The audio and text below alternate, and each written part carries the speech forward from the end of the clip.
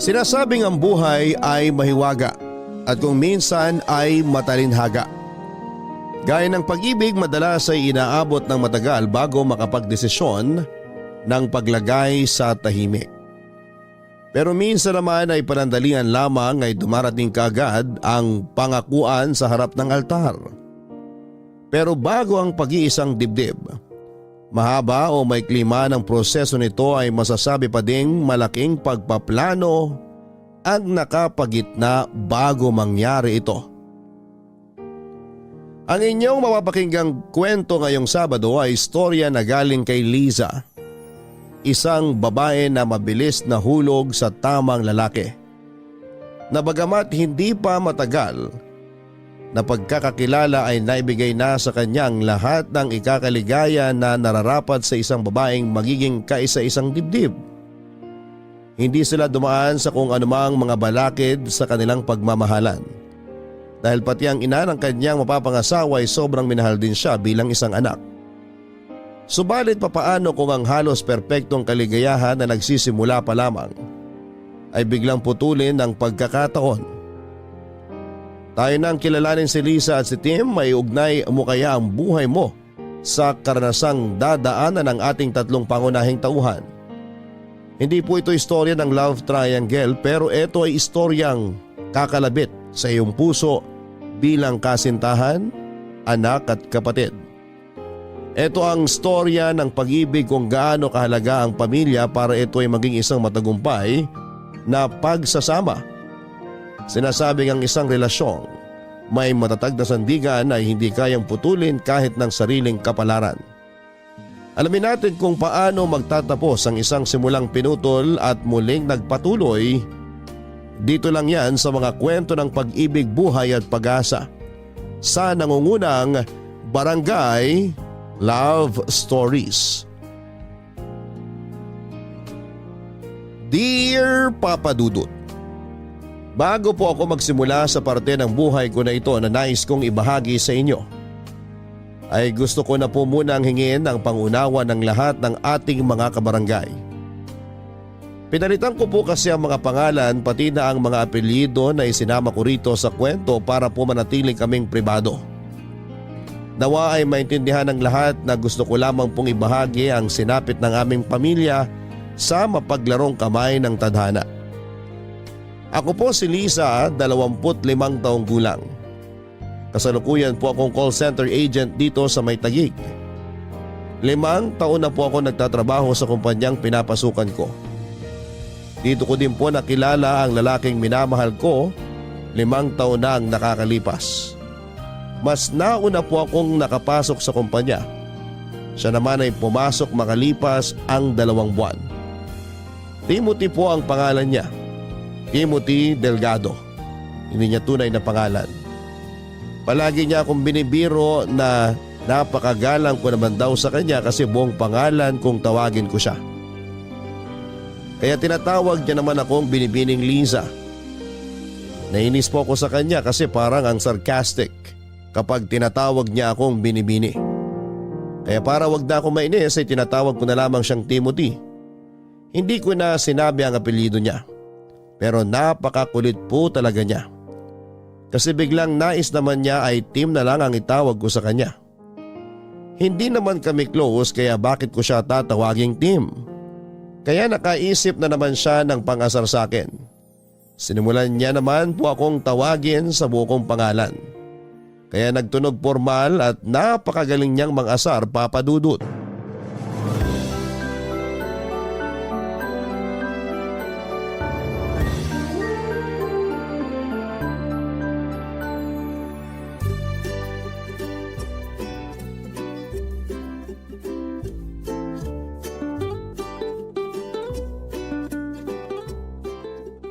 Sinabing hindi mo na ako kailangan tawaging binibini at hindi mo ako kailangang tawagin sa buo kong pangalan. Kulang na lang ipagkalat mo sa mga tao dito ang buong impormasyon tungkol sa akin eh.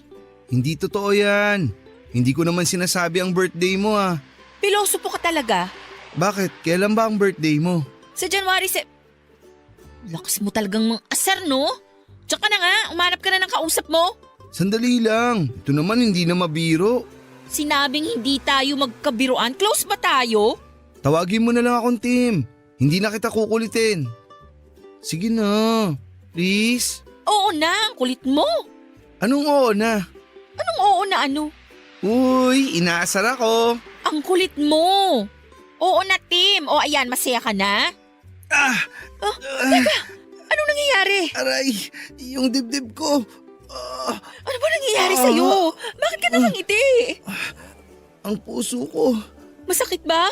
Halika, pumasok tayo sa loob ng building. Dadalhin kita sa klinik. Nawawala ang puso ko. Ano bang pinagsasasabi mo dyan? Halika na sa klinik. Ang puso ko ninakaw. Ano bang sinasabi mo? Naku, nagdideliryo ka na yata. Ninakaw ang puso ko.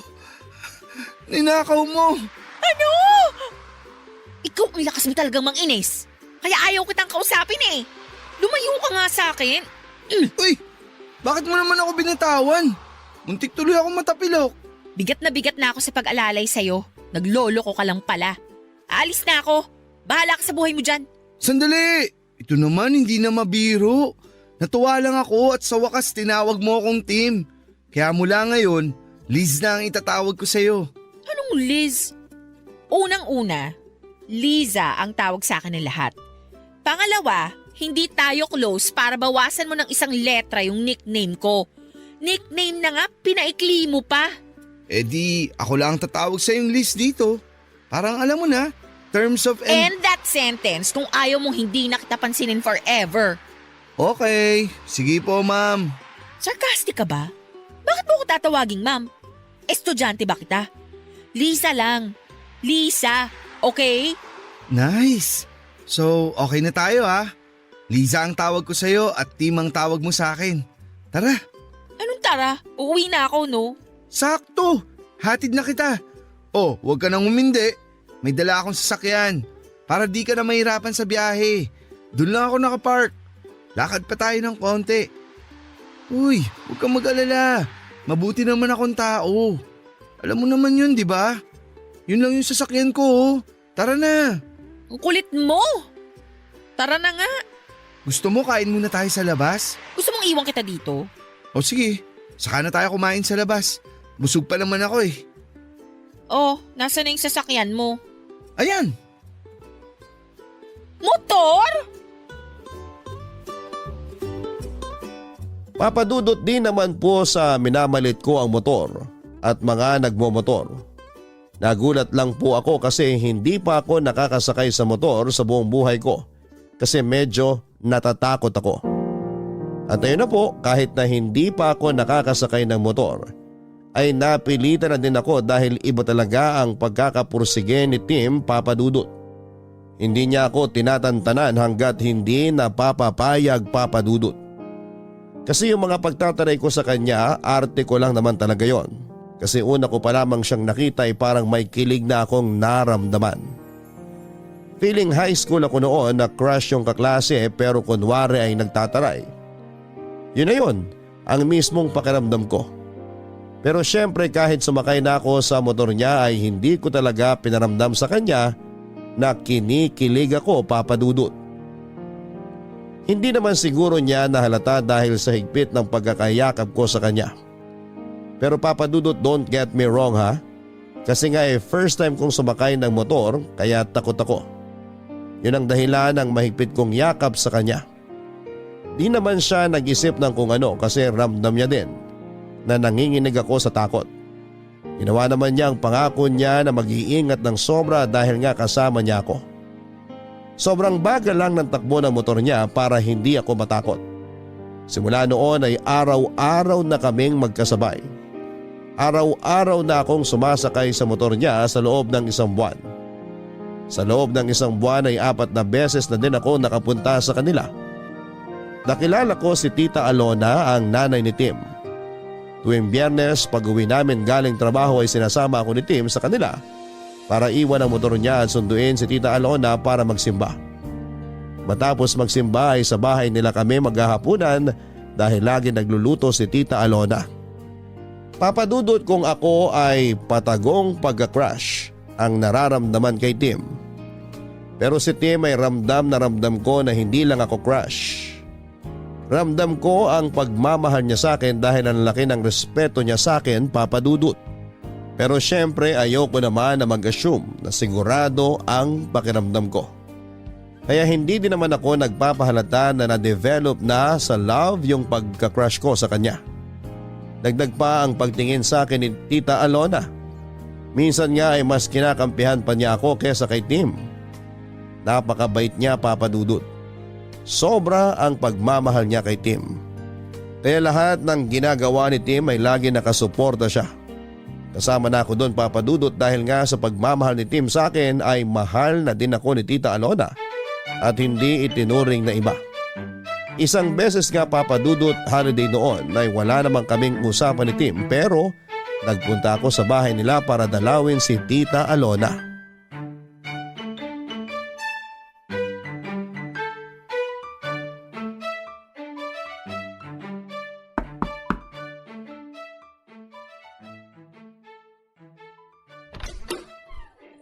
Tita, magandang tanghali po. Ay Lisa, halika tuloy ka. Si Tim lumabas lang, may bibilin daw. Sandali lang yon. Halika muna. Okay lang po, kayo naman talaga ang dinalaw ko. Eto po, may dala kong cookies, sugar-free po yan. Ay naku, salamat talaga at sugar-free pang pasalubong mo ha. Opo, para mas healthy. Sabi kasi ni Tim, ayaw nyo daw ng matatamis. Ay oo, mabuti na yung maingat. Sa edad ko, alam mo naman, malapit na sa sakit. Ay siya nga pala, huwag kang mawawala sa 70th birthday ko ha. Siyempre naman po. Sagot ko na po yung cake ha. May mabibilhan akong sugar-free na cake. Ay meron palang sugar-free na cake? Opo, meron po. Kung sa bagay, halos wala namang imposible ngayon eh. Marami na din kasi ang umiiwas sa sobrang asukal. Yung iba nga ang dahilan, hindi sa kalusugan kundi sa bulsa. Mahal na daw kasi ang asukal. Pero teka, anong lasa ng sugar-free na cake? Masarap naman po, tita. May tamis pa rin pero natural lang. Dapat tayong dalawa lang ang matamis dito sa bahay. Uy, nakakahiya kay tita. Hindi nakakahiya kay nanay yun, no? Ay oo, alam ko naman na mahal mo ang anak ko. Kaya huwag ka nang mahihiya sa akin. Oh, kita mo na? Ito talaga? Sandali, ano yan? Bakit butas yung laylayan ng pantalon mo, ha? Sumabit ako sa nakalawit na bakal dun sa may ginagawang kalye. Hindi ko napansin eh. Muntik na nga ako ma-off balance, buti na lang nakapreno ako. Ano ba yan? Bakit ba hindi nila i-check kung maayos ba ang paligid ng ginagawa nila? Nireport ko na, Nay. Sinabi ko sa kanila kaya ayun, inalis nila agad. Tapos tiningnan kung may mga nakausli pa. Napakadelikado nun ah. Okay ka lang ba? Uy, worried. Umayos ka nga, hindi biro yan. Paano kung merong nangyari sa'yo? Ay, napikon. Sorry po. Totoo naman ang sinasabi ni Liza, anak. Napakadelikado nun. Ay nako, nagkampiyan na sila. Dapat lang, naiinis ako sa'yo. Muntik na nga ako maaksidente, naiinis ka pa sa akin. Sige ka, pag nawala ako, iiyak ka. Hindi magandang biro yan ah. Anak, ayoko din ang biro mo ha. Oh, kumalma na kayo. Mabuti pa, kumain na tayo nitong dala ni Lisa. Sandali lang at aayusin ko ha. Huy, biro lang yung sinabi ko na mawawala ako. Hindi nga magandang biro yun. Sorry na, wala namang nangyari sa akin eh. Wala nga, paano kung meron? Nag-iingat naman ako. Pangako, mas mag-iingat pa ako lalo. Iisipin ko na lagi kang nakasakay sa motor ko para lagi ako mag-iingat sa pagmamaneho. Oh, ngiti ka na. Di ka ba nasugatan? Hindi, napunit lang tong pantalon ko. Kayang-kaya kong tahiin tong punit. Ako na magtatahi, hubarin mo na. Ha? Huhubarin? Ano ka ba? Nandyan si nanay oh. Uumpisahan mo na naman ako Oh, eh. Sige, Pikon na naman. Huwag ka nang mapikon. Natutuwa nga ako at sinurpresa mo ako sa pagdating mo ngayon eh. excuse me no. Nandito ako kasi dinalaw ko si Tita Alona at hindi ikaw. Sige nga, tingnan mo nga ako sa mata. Tapos sabihin mong hindi ako ang ipinunta mo dito. Naiinis na ako ah. Oo. Baka magkapikunan pa kayo dyan ha. Halina kayo rito sa mesa. Handa na yung merienda natin. Papadudot, kahit napatawa na ako ni Tim ay hindi naalis sa akin ang aksidenteng kinasangkutan niya ng mga oras na yon, Papadudot. Malit na aksidente man yon pero aksidente pa rin. Nakakatakot kasi at alam naman natin ang mga nagmumotor. Sinasabi nila na laging nasa hukay ang isang paa mo. Natatakot ako sa kasabihang yon, Papadudot. Matapos ang merienda at kwentuhan ay nagpaalam si Tita Alona na magpapahinga daw muna siya, kaya naiwan kami ni Tim. Kinausap ko siya ng masinsinan, Papadudot. Sinabi ko na baka pwedeng wag na siyang magmotor. Sinabi ko na pwede naman kaming mag-jeep lang o mag-taxi sa tuwing may pupuntahan. Sabi niya ay napaka-convenient daw kasi ng motor, lalo na daw pag traffic. Madali lang daw umiwas at sumingit-singit. Alam kong mahirap pa siyang kumbinsihin kaya hinayaan ko na muna ang aking request. Pero ang sabi ko sa sarili ko ay makukumbinsi ko din siyang wag nang magmotor. Darating ang araw na yon, pangako ko sa sarili ko. Makalipas ang 1 linggo matapos yung minor accident na pumunit sa pantalon niya, ay pupunta na uli ako kina Tim. Pero sinundo niya ako, Papadudot. Ayon, nakamotor kaming bumiyahe. Maingat namang magmaneho si Tim mula sa amin hanggang sa kanila at maayos naman ang naging biyahe naming dalawa. Sobrang palagay na ang loob sa akin ni Tita Alona kaya open na din ako sa mga biruan namin. Hindi na ako nangingiming tumawa ng malakas kapag nagpapatawa si Tim. Kasi pag tumatawa ako mas tawang-tawa si Tita Alona sa tawa ko. Hanggang isang beses ay tinanong ako ni Tim kung takot pa daw ako sa motor matapos ang mahigit 2 buwan ng pagsakay ko sa motor niya. Sabi ko ay medyo hindi na.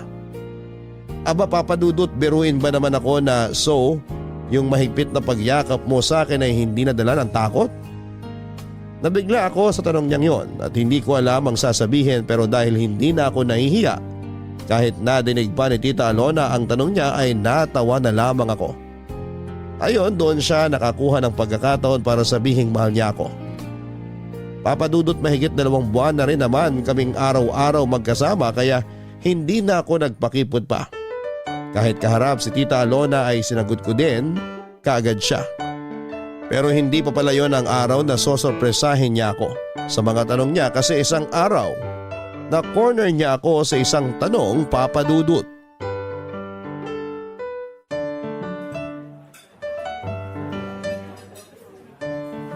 Ano to? Papatikin mo sa akin lahat yung nasa menu nila? Pero masarap naman ang pagkain nila dito, di ba? Masarap nga pero bakit ang dami mong in-order? Ang hirap tuloy magpigil ng kain. Teka nga, ano bang okasyon? Mamaya ako na sasabihin. Hintayin muna natin si nanay. Ano? Dadating si tita tapos pinakain mo na ako? Ano ka ba, nakakahiya? Dapat hinintay muna natin siya. Sabi niya kasi mauna na tayong kumain.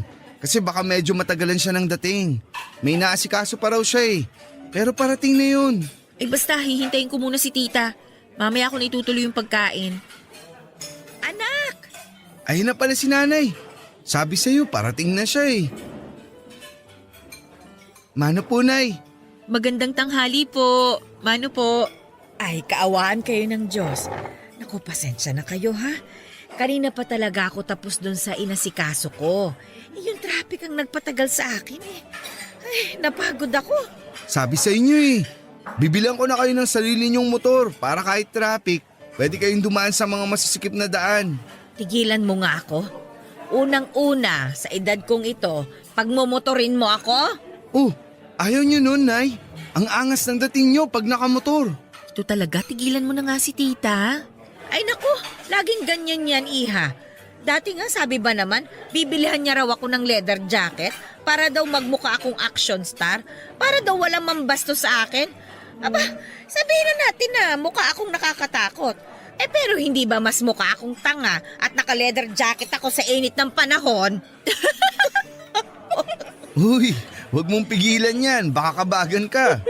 Tita, ayoko pong tumawa. Ay iha, wag ka nang mahiya. Nakakatawa naman talaga eh. Hindi lang ako makatawa kasi nanunuyo itong lalamunan ko. Inom po muna kayo. Ito po, tita, oh. Ay, salamat iha. Ayan. Ay, salamat naman at hindi natuyo ang lalamunan ko. Pwede na tayong tumawa. Ano nga ba yung tinatawanan natin? Yung tungkol po sa mukha kayong action star na naka-leather jacket sa ilalim ng mainit na araw. Sorry po. Itong anak ko na ito talaga, hindi na makabiro. Ayan ha, sinasanay ko na ang sarili ko ha. Anak, sige, sabihin mo na. Sabihin ng alin po. Liza, matagal na din naman tayong magkarelasyon. Siguro naman, pwede na tayong magpakasal. Okay ka lang? Tinatanggap mo ba ang proposal ko? Ha? Nabigla naman ako sa sinabi mo. Kung hindi ka pa handa, maiintindihan ko. Maghihintay ako. Ay, wala akong sinasabing ganyan. Siyempre, payag na payag ako. Ay nako, salamat naman sa Diyos. Pero iha, syempre kailangan pa din namin na hingin ang kamay mo sa iyong mga magulang. Kailan ba pwede? Kung kailan po kayo pwede, tita? Ano bang tita? Nanay na ang itatawag mo sa akin. Opo. Nanay? Yun! Ang sarap pakinggan!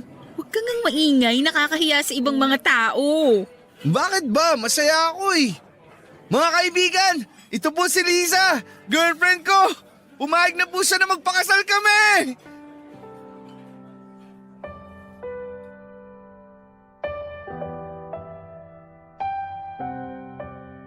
Napakasaya ng araw na yon, Papa Dudut. Plinano namin ang pagharap sa mga magulang ko para kunin ang basbas nila. Hindi naman ako nag-alala na hindi sila papayag. Kasi napakalambing ni Tim, kaya kuhang-kuha niya ang loob ng nanay at tatay ko. Hindi nga kinabahan si Tim nung sabihin niya ang pakay. Matapos noon ay nagsimula na kami magplano kung anong araw ang kasal. Kung saang simbahan, saan ang reception, hindi nakialam sa pagdidesisyon ang mga magulang namin. Inayaan nila kami sa lahat ng desisyon at hindi na din kami kumuha ng wedding planner. Kasi gusto ko din na hands-on ako sa paghahanda at pag-aayos ng lahat. Pero parang ramdam ko na ako lang lahat ang nagdidesisyon. Kasi naman Papa Dudut, sa tuwing tatanungin ko si Tim, ang lagi niyang sagot ay kung saan ang sa palagay ko ay maganda. Yun din ang desisyon niya. Sa gitna ng mga pagpaplano ay binuksan ko uli ang isang hiling na sana ay mangyari. Ano ba nga ayusin natin ngayong araw? Maghihintay lang tayo ng mga tawag kung may kailangan tayong puntahan. Yung venue ng reception, hindi ba natin pupuntahan? Napuntahan na natin yun. Sabi na naman natin ang mga gusto natin. Tatawag naman sila kung may iba pang kailangang malaman. Yung pagkain, okay na ba yung mga napili natin? Kailangan kaya natin puntahan uli? Baka may dadagdag pa tayo. Pwede naman nating itawag yun kung sakaling may idadagdag. Saka yun na yung mga pagkain, kumpleto na yun. Magdagdag na lang kung may additional guest pa tayo.